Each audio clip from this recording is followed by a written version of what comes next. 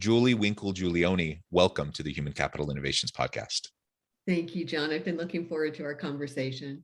Yes, me too. It's a pleasure to have you. And I'm excited today to really explore career development with you. And specifically, we're going to be talking about the risks and challenges with defining our careers exclusively by promotions and positions. And that really traditionally is exactly how people tend to do it. It's much the way I've thought about my own career, all the different roles I've had, all the different positions I've had, what promotions did I get or did I not get? And I think that's pretty normal, right? And I suppose that's, there's norms there for a reason. And I suppose there's some pros to that, but it can also be a challenge and it can be a risk and it can be a detriment potentially. And so we're going to unpack that, talk about really what we need to be thinking about in terms of how we frame our own careers and our own career development. And as leaders, what can we do in supporting our people to do the same, to go about it in a really healthy way? As we get started, I wanted to share Julie's bio with everybody. Julie is a champion for workplace growth and development and helps executives and leaders optimize talent and potential within their organizations. One of Inc. magazine's top 100 speakers, she is the author of Promotions Are So Yesterday, Redefine Career Development, Help Employees Thrive, and the co-author of the international bestseller, Help Them Grow or Watch Them Go, Career Conversations Organizations Need and Employees Want, translated into 7 languages. Julie is a regular columnist for Training Industry Magazine and Smart Brief and contributes articles on leadership, career development, and workplace trends to numerous publications, including The Economist. What a tremendous background. It's a pleasure to have you. Anything else you would like to share with listeners by way of your personal context before we dive on in further? No, I think that covers the waterfront. I live in Southern California and we have a beautiful sunny day out today. Wonderful. And I should have asked you this in the pre-interview, but what part of California? We're just outside of Los Angeles in a little community called South Pasadena. Oh, wonderful. My wife is from San Clemente. So we love the area and we go back often to visit family. Oh, good. Wonderful. Well, as we get started, tell us a little bit more about how and why you really got into this career growth, career development kind of a space as an area of emphasis and focus for your work. And then we can dive more into your book, Promotions Are So Yesterday, which I love the title, by the way, and start to unpack like why it's a risk and challenge when we're defining ourselves that way. Gotcha. Yeah. So I've been in learning and development from my very first job. I taught modeling and charm to children back when I was 16 years old, and my audiences just kind of grew right along with me. I taught high school and at the university level, and then got back into industry in learning and development roles. And I quickly found that my real passion was around leadership development, and ultimately worked for a commercial training company and consulted around leadership development and was the director of product development. So I was responsible for teams that built leadership training programs, commercial products that were sold around the world. And so leadership development has just been at the core of what I do for longer than I want to admit. And about 20 years ago, when I went out on my own, focus of my own firm was developing learning systems, learning programs for managers and leaders. And so career development was always a part of that. It was, one component, one piece of that puzzle. But then around 10 years ago or so, I was working on a project with Beverly Kay, who is just, everyone knows Beverly in the career development space. And we were both observing, careers and career development is so important. It drives so many business outcomes. There's a business case for it. There's a human case for it. People crave this like nobody's business. And yet it's consistently a source of dissatisfaction. It's always there at the bottom of the climate and the engagement surveys. And so we decided to, sit down and kind of get to the bottom of it, did a little bit of research, quickly found that one of the key issues with managers just didn't feel like they had time for it. And so we wrote Help Them Grow or Watch Them Go as the answer to that, which was how can you transform career development from a task and an event into a relationship and a conversation. And so we had a chance to really delve deeply into that. And so over these last 10 years, I've built upon that, talked, spoken, trained about that considerably, to just delve more and more deeply into this issue of career development. And while conversation is key, and relationship is, or development is actually that relationship, what I've also found, in talking with managers who say, yeah, it's great, I'm having great conversations, but then where do I go with it?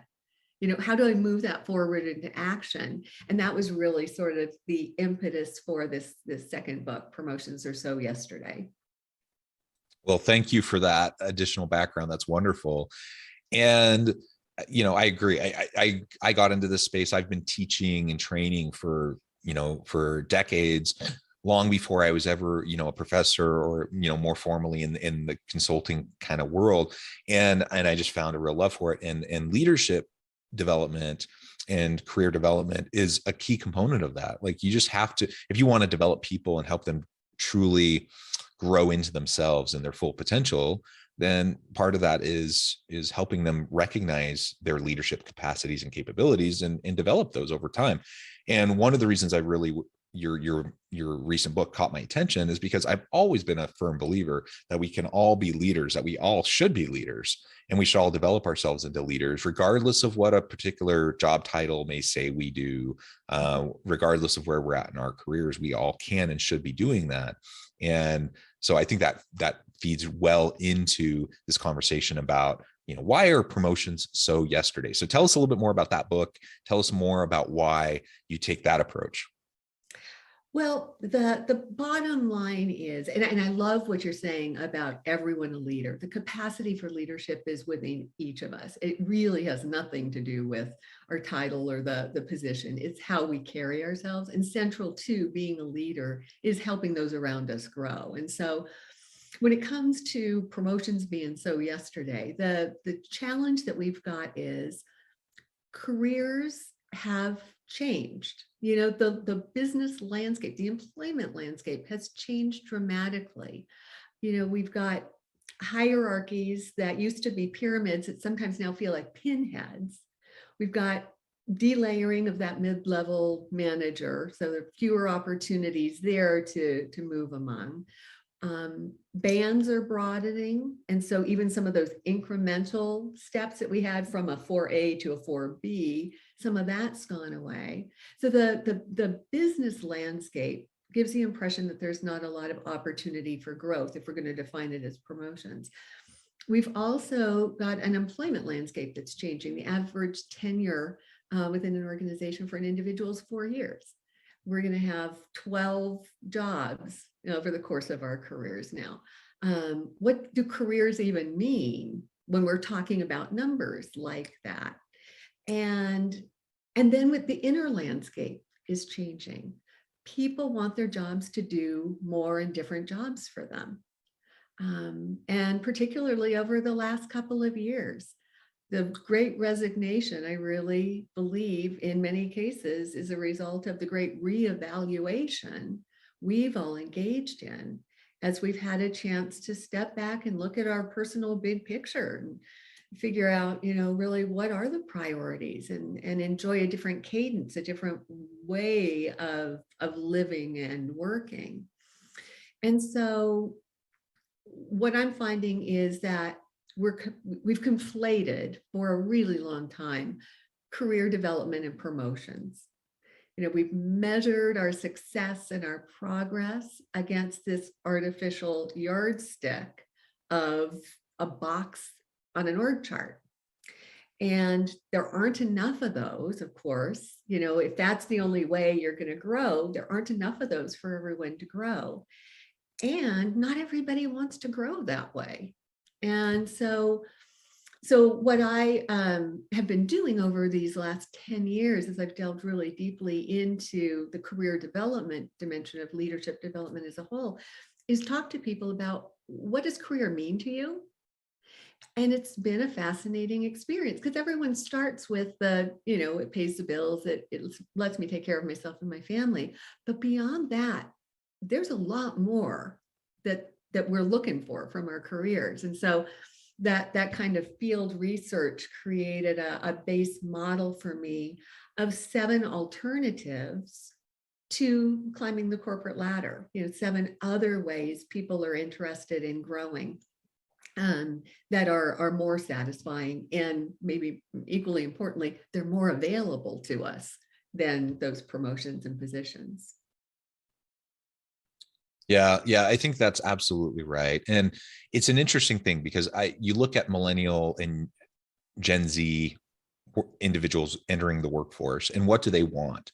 They want opportunities to grow and develop. They want to be coached. They want to be mentored. And sometimes you get, I don't want to be overly generic in labeling an entire generation, but sometimes you have older workers who lament this younger workforce, and we're like kind of bemoan the fact that all these people, they're so entitled and they want to progress so quickly, and why can't they just go up the rungs like everyone else did in my generation? Why can't they just pay their dues? Their dues like I did. Exactly. Yeah. It sucked for me. Why can't it suck for them too? And I think that's largely why they feel like the younger generation of workers seems entitled.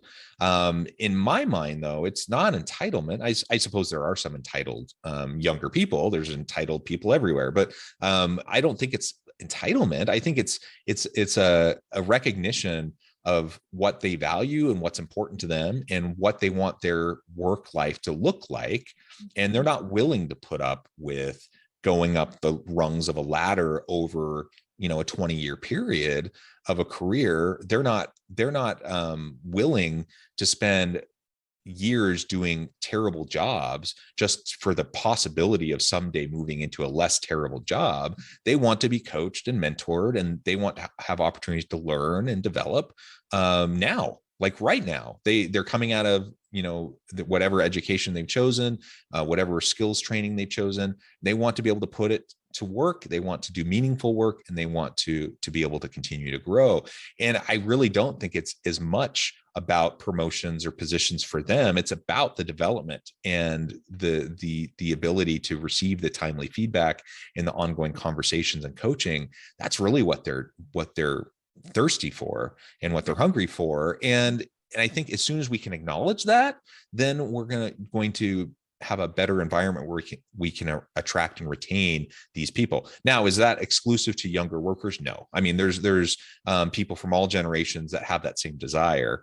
But I think particularly if we're going to, generalize, I think younger workers tend to fall into that kind of an approach to what they desire.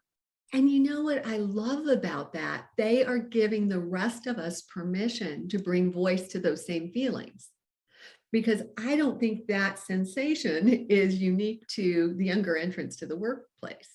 We all want to grow and learn and expand our capacity and contribute at different levels and whatnot. And the fact that some of the younger entrants to the workforce can bring voice to that, can articulate it, gives everybody permission. So I think that's going to work out to be a really good thing. I read a stat, I can't remember the source, but it said employees who don't perceive opportunities for growth are 7.9 times more eager to leave their current employer, even if they like their job. I mean, that's huge. People really do want to learn and grow. And so the opportunity here is to trade that classic narrow definition of growth being movement into another position somewhere, to translate that into something broader. Because for all these years, that's been sort of the only thing on the menu. And so everybody's going to order that. So how can we expand the menu, give more options that allow people to grow in ways that have meaning for them? And that's why we developed the multidimensional career framework as a way to bring language to that and let managers and employees have overt conversations about the range of ways people can grow. Yeah, awesome. And can you go into more detail on that that development framework that you're just referring to? Yeah. So it's an 8-part framework. Again, based upon the field research, sorted it into these broad categories, and then did some validation testing too, because we knew the categories were, on target because they came actually from real people. But my suspicion was when we put them out there and asked people, okay, rank these things, where was climbing the corporate ladder really going to fall when it came right down to it. Anyway, so we did the research, and the results were nothing short of mind blowing, to be honest with you. In aggregate, across ages, genders, levels in an organization, location, what we found was that contribution was the thing that they were most interested in. When we asked people to rank, how would you like to be growing right now? It was through contribution, being able to step up, do more, be of service, take initiative like that. Second was competence. That was the second most important of the dimensions. And it makes sense. I think we're all really sensitized to the fact that the world's changing fast. And if we're not changing and keeping up, like standing still is moving forward today.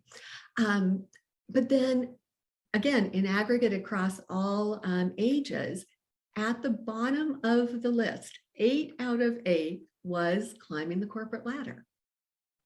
Now, in between there, we also had connection, being able to grow through the networking, the building of community, contacts, relationships. We have challenge, the stepping up, stepping into the discomfort zone, stretching beyond what's known. We've got confidence. A lot of folks, really want to take that sense of, I got this at work, and that mastery to the next level. Contentment, which we're going to hear from you at the end of the show. I love your sign off around wishing folks meaning and purpose at work. It's that sense of meaning and purpose, but also the sense of ease and balance and joy that we have with work. There's the dimension of choice, more volition and autonomy and flexibility and ability to make decisions and that sort of thing.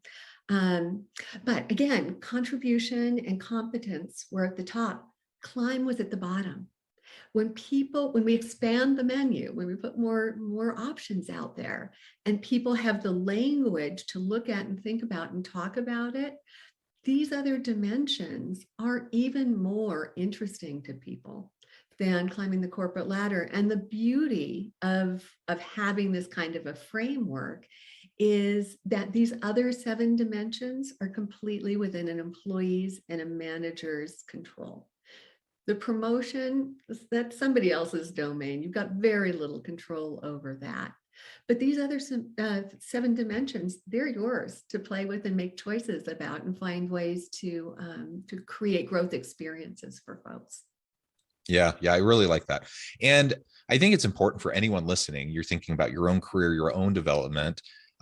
It's nice when you have an organization that prioritizes this, when you have leaders that prioritize it, but I can't always count on that. So I have to take ownership over my own development. I have to seek out growth and development opportunities, and I have to look for new ways to stretch myself and develop the competencies and capabilities. And I can't necessarily wait around for my leader to do that or for the organization to provide that. I certainly can vote with my feet and I can go to a different organization, but I'm a big believer in trying to, make the most of every opportunity you find yourself in currently. And so just be proactive about owning your own responsibility for your career development. And for leaders listening, same thing applies. Like, just because your organization may not have any robust, career development kind of programming doesn't mean you can't be heavily involved in that for your people. And it's not rocket science. It's like having regular check-ins and one-on-one conversations and providing meaningful feedback and being mindful of your people's salient motivators and desires for growth and development, and target their work, design their work in such a way where they can start to grow into those things. It takes some thoughtfulness and being proactive, but anyone can do it. It doesn't require a huge budget. It doesn't require some grand organizational program. You can do it. You can do it right now. And so do that work now, and you will become the leader of a team that's dynamic, energized, where everyone wants to work because they see how you're developing your people. Yeah, mic drop moment. Nothing more to say on that one. You're so right. A lot of leaders, and it's easy to do. Organizations have worked hard at creating systems and processes and programs around career development, and it's easy to be seduced into thinking, okay, well, that's where I'm going to send my people. I can outsource that dimension of my leadership role. And yet, development, as we said at the beginning, is central to being a leader. And leaders who get good at this, they don't just end up with highly energized, motivated, effective teams. They're also getting more work done. Because the truth is, if you've got folks who want to step up and grow through challenge or through greater contribution and almost any of these dimensions, there's probably real work that needs to get done that can be the vehicle through which that growth can happen. And so it becomes a beautiful twofer for a manager who can take those priorities and goals that employees might have around their development and find that perfect match for the work. I mean, who's going to say no to that? So you're getting the growth from your folks and all of the human benefits associated with that, but you're also getting the business benefits.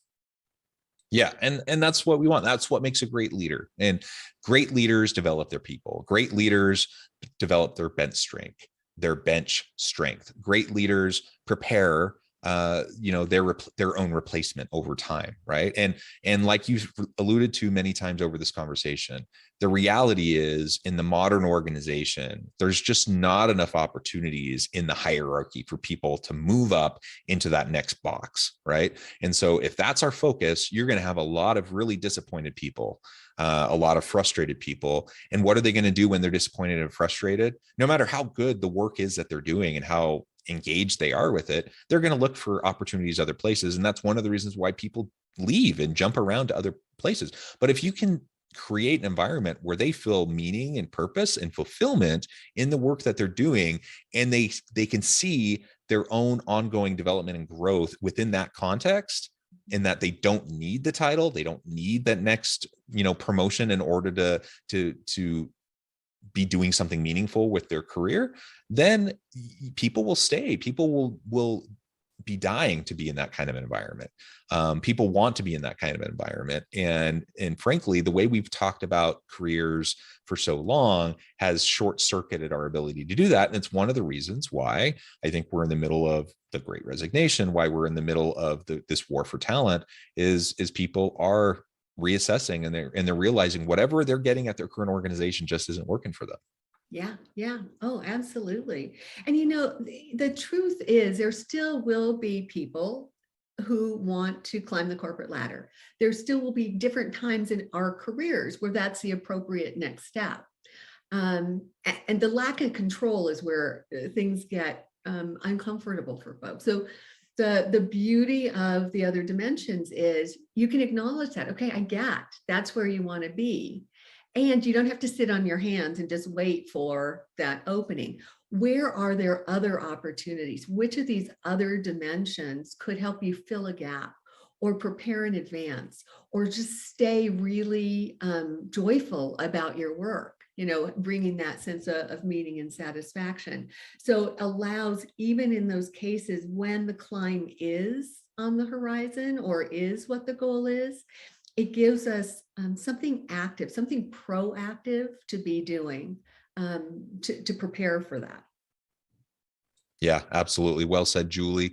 It has been a pleasure, Julie. I'm noting the time. I need to let you go here in a minute. But before we close, I wanted to give you a chance to share with listeners how they can get connected with you, where they can find your books and find out more about the work that you're doing, and then give us a final word on the topic for today. Thank you for asking. My central online repository is juliewinklegiulioni.com, and I'm sure you'll put that in the show notes since it's such a mouthful. And the new book, Promotions Are So Yesterday, Redefine Career Development, Help Employees Thrive, is available for pre-order at all of your favorite booksellers. And I guess the final word just is we are at a unique point in business, and we have a unique opportunity right now to help people redefine their relationship with work, to kind of break the frame, to reframe what career development is and let it catch up with what careers are today.